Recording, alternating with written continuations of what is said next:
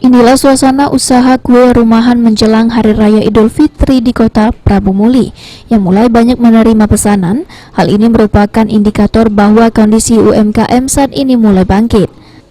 Untuk melihat sejauh mana dampak pandemi terhadap pelaku usaha seperti pedagang pasar dan juga UMKM, anggota DPRD Provinsi Sumatera Selatan turun langsung ke masyarakat dan mendengar keluhan serta kendala yang dihadapi.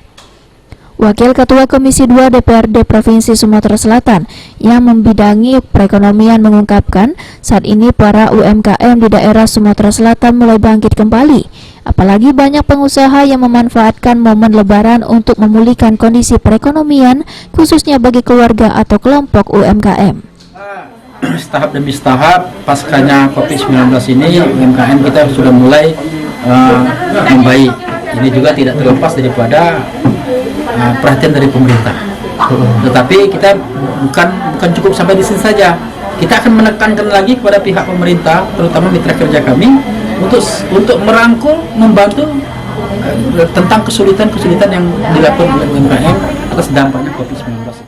DPRD Provinsi Sumatera Selatan berharap UMKM mendapatkan perhatian dari pemerintah baik tingkat kabupaten, kota maupun provinsi agar bisa membantu membangkitkan kembali keterpurukan ekonomi setelah pandemi COVID-19.